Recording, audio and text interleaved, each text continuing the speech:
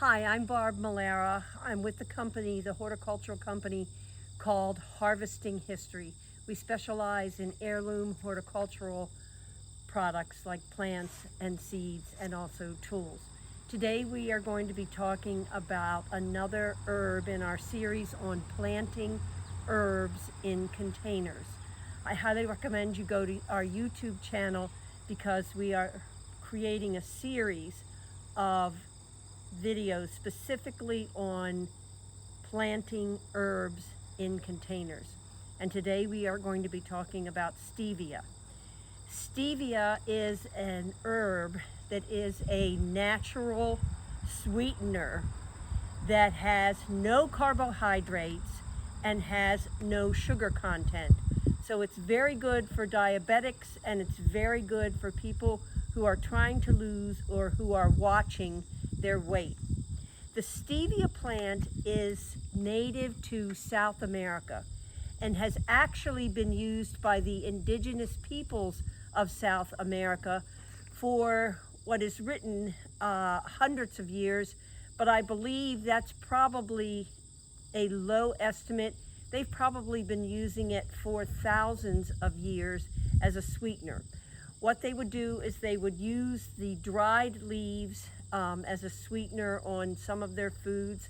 They would use the fresh leaves as sweeteners on, say, like a fruit salad, and they would chew the fresh leaves just to have a sweet flavor in their mouths.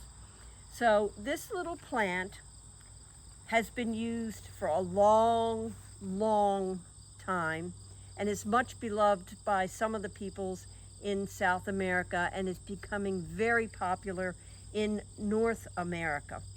Now, the thing about the stevia plant, number one, is it's a bush. It's a small bush, but it is a bush.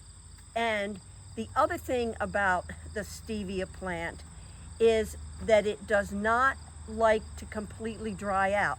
It is what they call a tender perennial.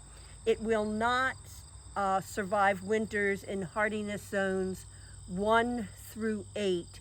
It's iffy in 9, and then it will survive in hardiness zone 10. The stevia plant is very, very easy to grow in a container and actually loves being in a container.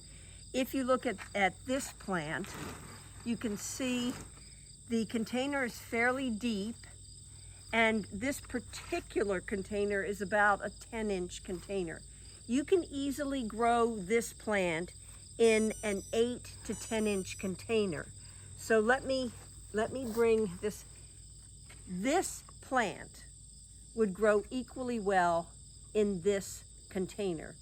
I heartily encourage you, if you're going to grow one of these plants, to keep cutting it, trimming it, and let it have a bushy effect, but don't let it get so tall, because once it gets tall, it gets wiggly in the container. All right, let's begin by teaching you how to create your own soil for containers. Let me give you a little background so you know why we think we have some credibility in this area. We have been doing about 300 to 400 plantings per year for the last 18 years. And in those 18 years, we've gained a lot of experience about what soil mixes work and what don't work. The one we recommend for all containers is this soil mix. We start with crummy backyard soil, or if you don't have a backyard, as one lady once told me, her backyard was all concrete. If you have used soil from pots that you've already planted in and the plants have died, any kind of soil like that, or you can go to Lowe's or Home Depot and you can buy their cheapest soil. It's always called topsoil. It's not a special mix. Do not put your money on special mixes. Just buy this. It's usually about $3 to $4 for a 40-pound bag of this soil. So buy topsoil. In this bucket, we have now placed 6 scoops of the topsoil. To that, we're going to add 2 scoops of manure. Now this is what I'd call half a scoop. Into the bag for another half a scoop. Okay, so that I would call 1 scoop of manure. We need another scoop. We've done 6 scoops of topsoil. Now we're going to do, that's a pretty good sized scoop, 2 scoops of manure. Dehydrated manure. You can buy the chicken poop, you can buy the cow poop, you can buy the goat poop, you can buy the whatever, the llama poop, whatever you want, manure, okay? And then finally, you're gonna use 2 scoops, let me push this over. I'm gonna walk around the stevia plant. 2 scoops of peat moss. 1,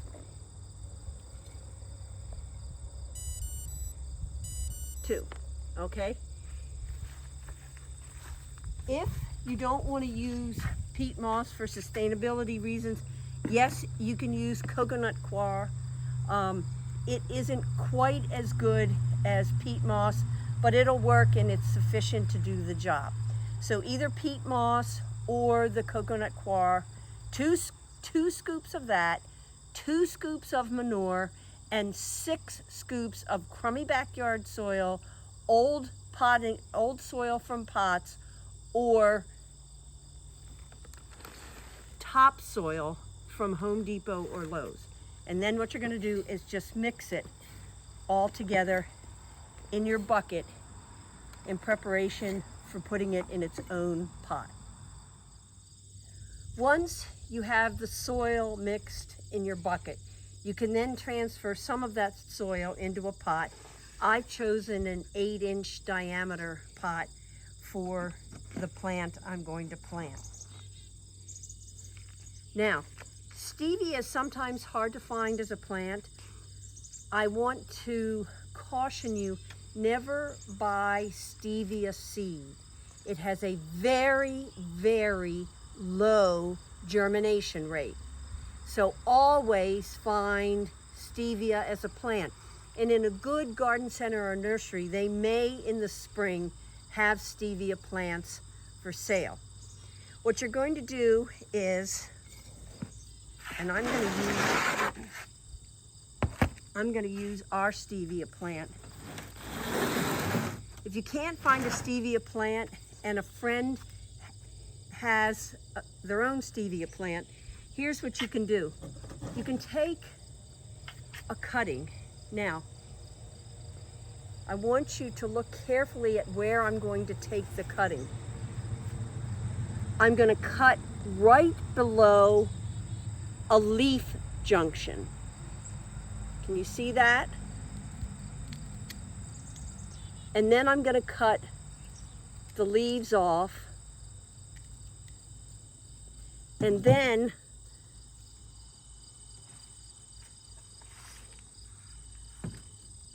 what I do is put the cutting in the water. You don't have to do this, but I like to give the plant a little help with some rooting hormone. So once again, the leaf junction was there. I cut off all the leaves, and now I've dunked it in the water, and now I want to cover that leaf junction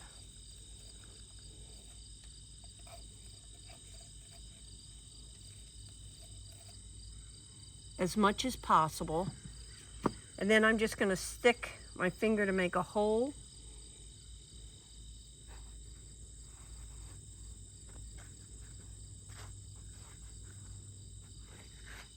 It'll take several weeks before the rooting is really complete. You need to keep the soil moist, but not wet. They don't like to have wet feet. And then you've got your stevia plant. If you've purchased a seedling from the store, then just create a hole the size of the seedling and put it into the same pot. And this plant will get as big as this plant in the course of a season, of a summer season.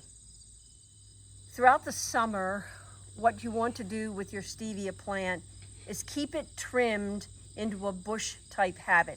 It likes it better that way. When you have stragglers, over exuberant stragglers like this, again, you're going to cut it and you can plant this cutting. As you can see, we've taken cuttings from this plant just to keep it in a bush type habit. This plant came from a single seedling and was planted in early July. It's now the end of August, so you can see 8 weeks and we have a handsome stevia plant. You really don't need to fertilize it that much. If you're going to fertilize it with a general fertilizer where all three numbers are even, 10, 10, 10, 12, 12, 12, something like that. But this is all you need to do for the plant, keeping in mind you do not want the plant to sit in heavily dampened soil. You want the plant to be a tiny bit on the dry side, but also you can't let it totally dry out because stevias are very unforgiving. You let this plant die out and it's dead. So you have to walk a little bit of a fine line. Just keep the soil a little bit moist during the growing season. If you have enjoyed this video, please come to our website, www.harvesting-history.com, where you can purchase heirloom, non-GMO vegetables, flowers, and herbs. Please like, subscribe, and share with your friends our channel. On the left side of your screen, there is our most recent video, and on the right side of your screen is one of our playlists. We are Harvesting History, seeding the future.